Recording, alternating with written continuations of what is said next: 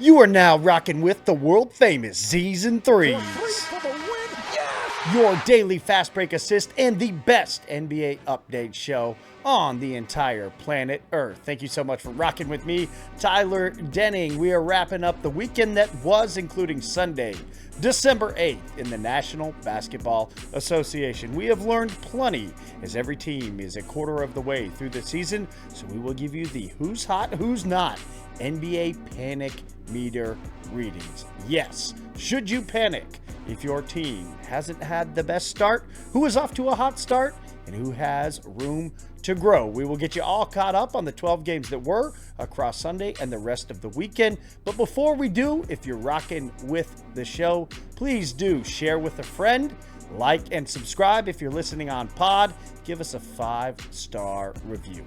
Let's get you caught up. Group chat game of the night.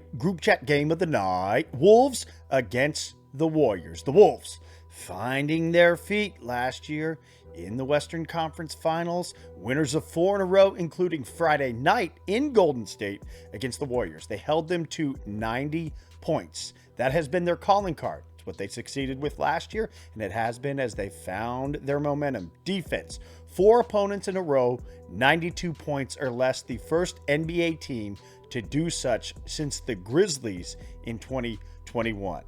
The Lakers, they held to 80. The Clippers to 80 as well, and the Clippers to 92 across that 4-game win streak.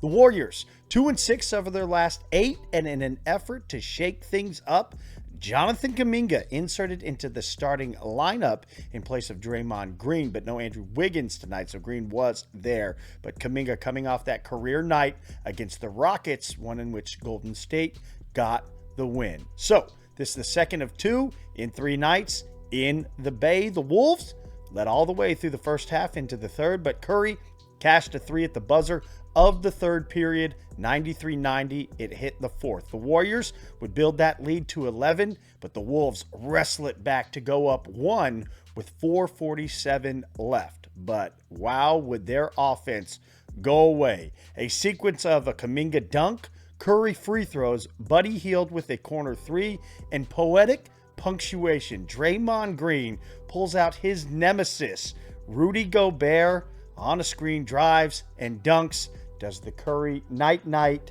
Warriors end on a 9-0 run, 114-106, 30 from Curry, 27 from Hield, 20 from Kuminga.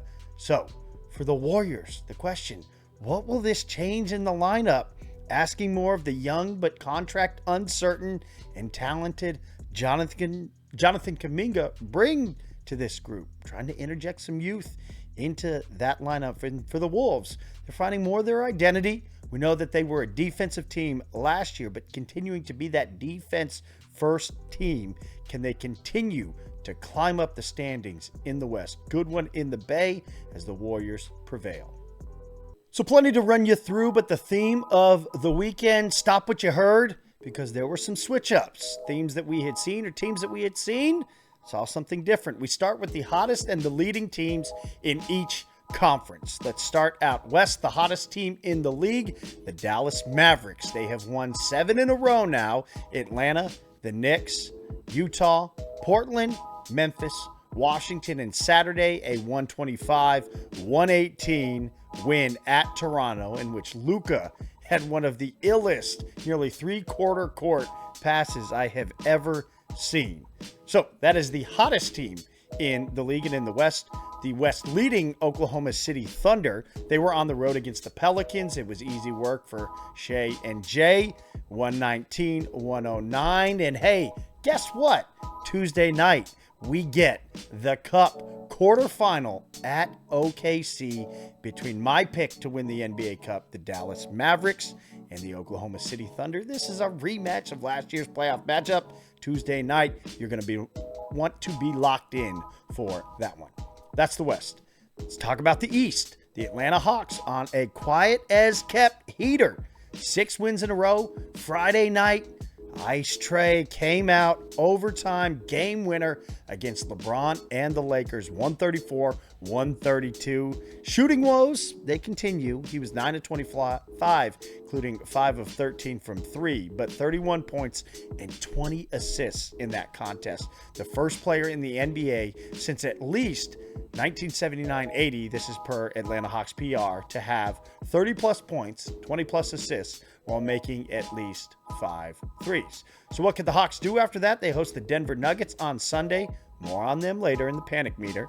But the Nuggets were on them from the jump. They led wire to wire, 141-111. Denver rugs the Hawks streak at 6 games. The Hawks 13-12, 7th in the East. How about the East leading Cavs? They had reeled off 4 straight since those 2 losses to the Atlanta Hawks. Saturday, a win at Charlotte in which Evan Mobley has a career-high 41 points, also 10 rebounds and 3 blocks. But on Sunday night in South Beach against the Heat, Mobley in the second quarter lands on Kevin Love's foot. He finished the quarter but did not come back out for the second half of the game. We will wait to see what the word is there for Evan Mobley. Donovan Mitchell, well, he was a little cold when playing the Heat. He struggled, 5 of 16 shooting, 12 points. The Heat get 34 from Tyler. All-NBA, maybe, hero. We'll talk about him later. 122-113. The Heat win. Cavs now 21-4. They are off until Thursday, a game and a half ahead of the Boston Celtics. Cavs first in the East. NBA panic meter readings, a.k.a.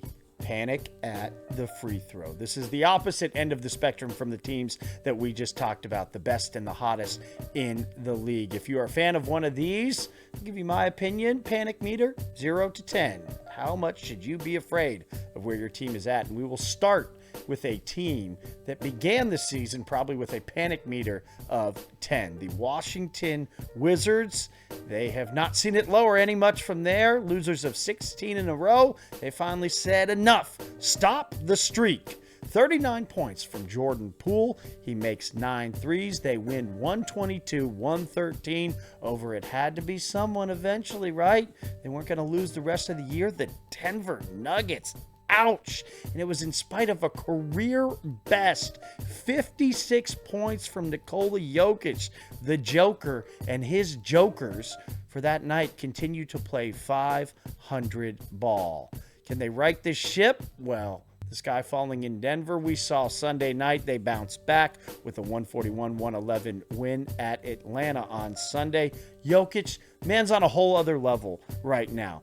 It was a 56-16-8 game that was in the loss against the Wizards, followed by a 48-14-8 that included a shot clock halftime, half quarter, nothing but net buzzer beater, 48 points, and he checked out from this one early. So the question with the Nuggets, can they figure it out? They're 12-10, 7th in the West. This is the champions from 2 years ago with clear-cut favorite. Think an MVP in terms of how he is playing. They're 3.5 games, though, out of second. Russell Westbrook, who has been starting in place of Jamal Murray at times this year. Murray has really been the biggest question mark and the player that they are looking more from. 14 points per game for Westbrook, 8.5 assists, 5 rebounds. This all in starting for Murray. 53% shooting from Westbrook. The Nuggets, 4-1 when Westbrook starts. Maybe they have something there. Not bad for a guy most people thought should be out of the league. Denver panic level, okay, 4. And I say that because Jokic right now, he's averaging 32, 14, and 10 on 56, 51, 81 splits. He is the best player in the league, but his teammates have to give him some help. They're capable of doing such. Denver has had some good wins. We saw them beat Oklahoma City. We've seen them be impressive at times, but it's always win one, lose one, win one, lose one. I mean, they lost to the Wizards. But can they find a level of consistency? Their panic level right now at a 4. Indiana Pacers, last year Eastern Conference finalists, losing to Boston in a very competitive, but you wouldn't see it from the record series. Friday night, it was a 132-123 win over the Bulls that stops a 4-game slide for the Pacers. They got right back to it on Sunday in terms of losing. They fell 113-109 in Indy at home where they've been good to the Charlotte Hornets with no LaMelo Ball. The Hornets essentially led this one from start to finish. It was close, but they never had a lead outside of a handful of points, did the Pacers. Tyrese Halliburton, 9 points, 4 of 10 from the field, 0 for 4 from 3, and 8 assists. Brandon Miller for the Hornets played 40 minutes, scored 26, had another nasty jam, turning into one of the best in-game dunkers. Pacers, 10-15. They are tied for 7th in the East. They have the same record as the Bulls, the Pistons, and the same amount of wins as the Nets. Those, for the most part, are tanking teams or the Pistons that are growing. I think panic meter for the Pacers, a 6. And it's down from a 7 because they play in the Eastern Conference. What in the world is going on with Tyrese Halliburton? They will go as their star goes. And right now, well, it's to the tune of 10-15. Stay in the East. Milwaukee Bucks. They get Chris Middleton back, but they fall on Friday night at the Celtics. No shame in that. The Celtics are the defending champs. Good at home. They close strong Sunday at the Nets.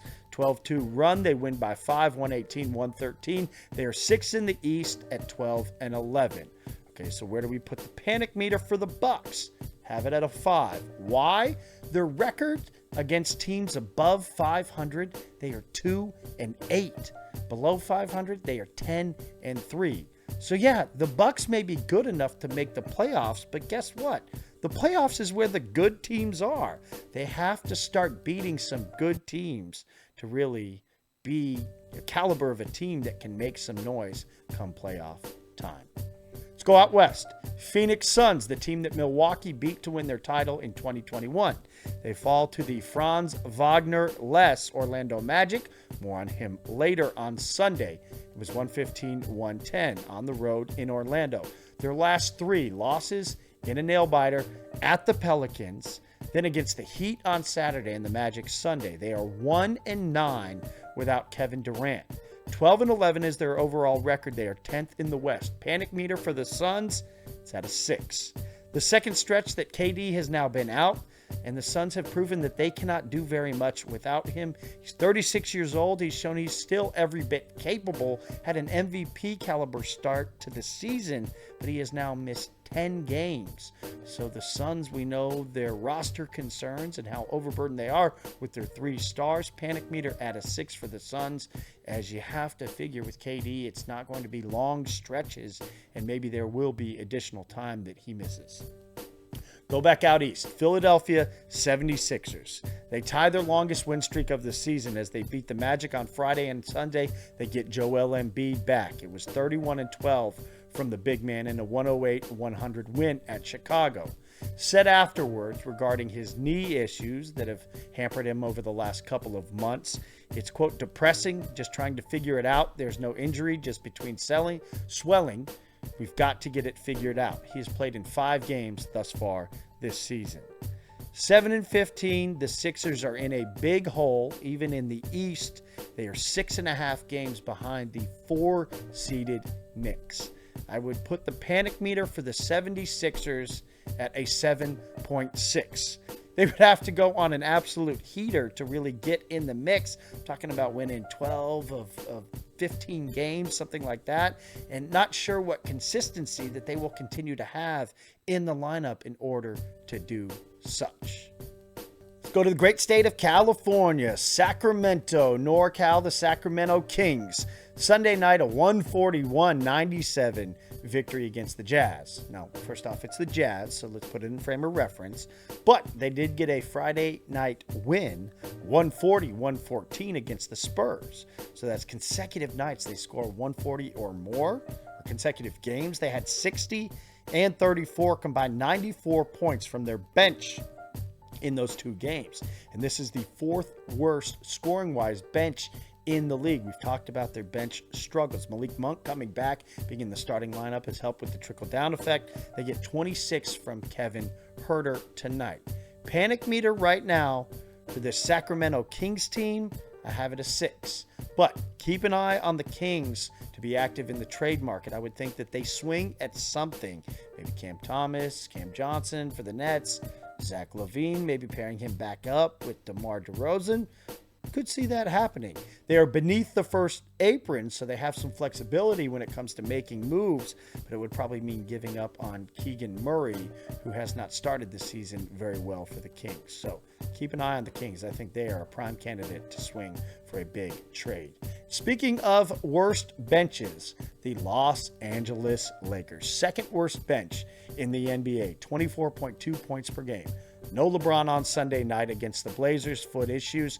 They're starting to talk about LeBron and load managing LeBron to not play full 82. Well, he didn't play on Sunday. They won 107-98. They get 30 from Anthony Davis. It snaps a 3-game slide against the Wolves, the Heat, the Hawks. They were crushed in 2 of those. It was that overtime loss against the Hawks that happened on Friday night. Lakers, so you talk about that load managing. Their panic meter, I think, for a team at 13-11, currently 8th in the West, is a 7. They have a flawed roster. There's little to no flexibility in terms of making moves, and they are asking a ton of LeBron, who has showed that he's capable of reaching those levels. We've seen triple-doubles this season from LeBron, but this team needs to be carried by Anthony Davis. LeBron can just be a supporting piece, and right now with that roster, I don't think that the Lakers are capable. So that is the panic reading, panic at the free throw for those teams thus far, a quarter of the way into the NBA season. Other notable games from the weekend. The New York Knicks lose on Saturday night, 121-11 in the Garden to the Pistons. It was without Karl Anthony Towns, who is day-to-day questionable for Monday night's game against the Raptors. Had led the team in scoring the previous 2. The Pistons 10-15 in that logjam of play-in caliber teams at the bottom of the East. 5th triple-double of the season from Cade Cunningham, 29, 10, and 15. Second place in the West. Do you know who it is? Because it is the put some respect on their names, Memphis Grizzlies. They took that respect in full Saturday night, went into the Garden, beat the defending champ Boston Celtics 127-121. 32 from Ja Morant in that game. Potential dunk of the year candidate. It looked pretty, a baseline double clutch reverse dunk. Said he wasn't dunking in games, but post-game he said he thought he might get swatted by Kristaps, so he had to go with the flush. It was nice. 27 from Jaren Jackson Jr. in the win over Boston. And the question with Boston, I think, continues to be how they fare against teams with elite big men. Sunday, the Grizzlies continue on a 141-12 Ja-less victory, sat out over the Wizards. Called the Memphis Grizzlies G League affiliate Memphis Hustles game on Saturday night against the Austin Spurs. Here is a picture of the themed jerseys that the Austin Spurs wore, and my broadcast partner and I wore on the air while we called the game. It was an elf theme for the evening. So yeah, the G League, they're able to do that. Wear many different kits, so that's what we rocked. We were excited to see Yuki Kawamura, but he was called up to the big club. Sunday night, he scored 4 points in 5 minutes against the Wizards. And remember the name Cam Spencer. He had a G League high 51 points earlier this season on 12 made threes. He had 14 getting the playing time for the big club on Sunday.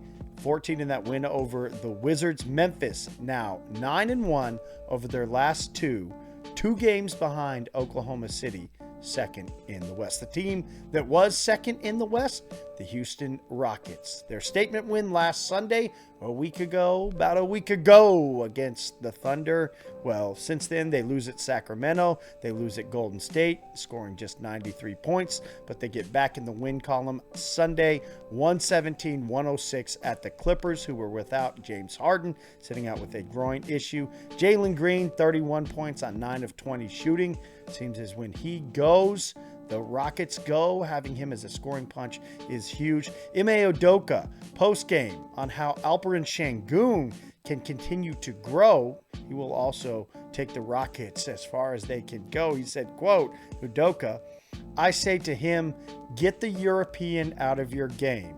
Play through stuff. Stop crying. End quote.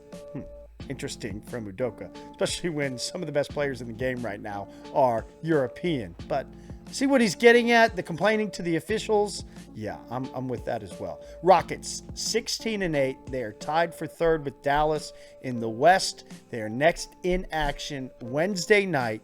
That Cup quarterfinal hosting Golden State, trying to snap that streak of 15 straight losses to the Warriors. Finally, last game of the night, Spurs welcome back Victor Wembanyama. He had sat the last two. They lost both those games, but they win tonight 121-116 over the Pelicans, 25 from Victor. The Spurs are 12-12 in the West, and the Pelicans' panic meter is at a 9.8. Stat nugget of the night tonight was the first time in 25 years that the Clippers and the Lakers played simultaneous home games in the city of Los Angeles. Pretty interesting nugget there. And Chris Paul, he passed Jason Kidd for second on the all-time assist list with his 10 assists in their win tonight. Heavy pour leading scorer, 34 from Giannis, 34 from Dennis Schroeder. Dunk of the night weekend, well, got a trio. Brandon Miller, who I had mentioned, John Morant as well. And how about Shaedon Sharpe, who had an alley-oop dunk on Saturday that was the highest recorded vertical since tracking became available, albeit last season, but the vertical of 45.1 inches. Performance of the night, Tyler Hero. I'm going to give him the nod. 34, 6, and 7 in the Heat's win over the Cavs. High chances that Jimmy Butler isn't back for the Heat next season. So this is now becoming Tyler Hero's team. He's getting the opportunity to prove he's up to the task. We've seen him multiple moments over the season. Is he having potentially an all-NBA type season? All-star caliber performances right now, I think. But Tyler Hero, 34 points, continues to sharpshoot from deep in the Heat's win over the Cavs. That is all the action you need from Sunday. The panic meters for teams thus far, and everything you need to know for the NBA as we are over the quarter wave mark in the season.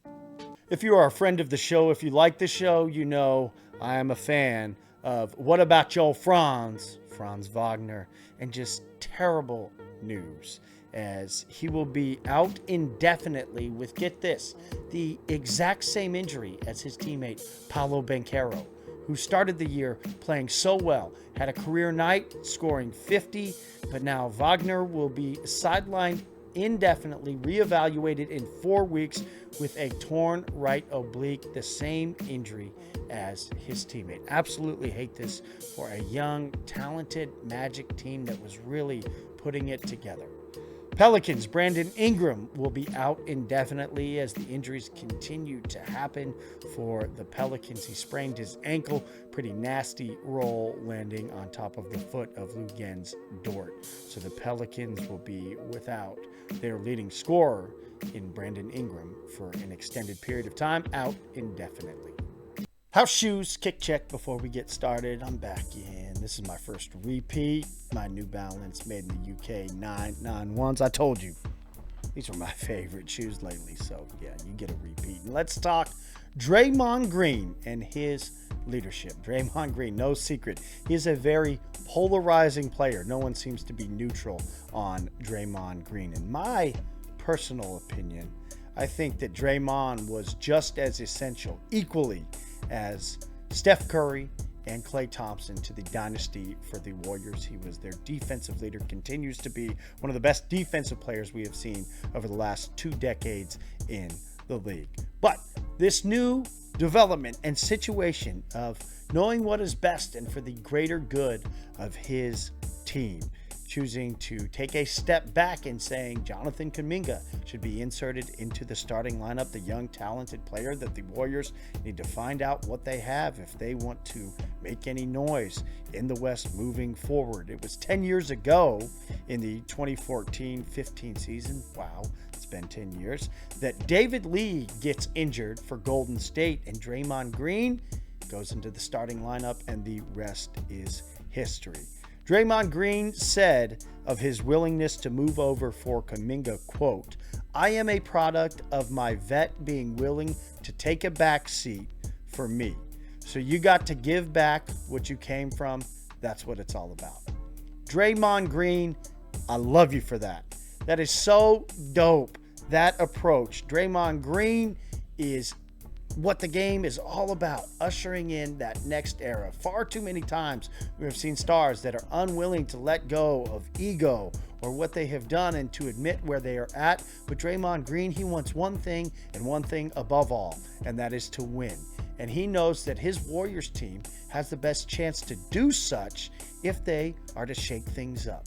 And look no further than tonight. They play a team that is hot 4 in a row against the Wolves, a team that had just beat them. Draymond Green does have to start and does play. And what does he do? He gets some poetic synergy into the court where Rudy Gobert, a player that he has sniped at verbally and on the court constantly for the pivotal closing bucket, a dunk to seal the victory. So Draymond Green, kudos to you, and knowing when it is time and aging gracefully within sports, which is something that we don't see. Draymond Green obviously still has plenty to provide. We've heard plenty about veteran leadership in this league and the lack thereof because teams are always searching for young talent. Well, the Warriors have a young, talented player, and Draymond Green is willing to step back to say, hey, let's see what we have in giving Kuminga a chance. So kudos to you, Draymond. How do you feel about your team 1/4 of the way into the season? Where do they rate on the panic meter? Do you disagree with where I put the teams that we talked about tonight, 0 to 10, and how much panic they should be feeling? As we are just 1/4 of the way into the season, still plenty of season to go. If you like the show, please do like and subscribe. If you're listening on pod, leave us 5 stars, give us a review. Either way, please share with a friend. The world famous Z's and Threes, hosted by myself, Tyler Denning. Thank you so much for continuing to rock with me. Monday night in the NBA, light night, just one game. The Knicks and the Raptors gearing up for the NBA Cup Quarterfinals happening Tuesday and Wednesday. So as always, we got you set for all of that coverage across the course of the week here at Z's and Threes. You Sleep by Pete. Thank you for continuing to rock with me. We will see you back here tomorrow. Peace.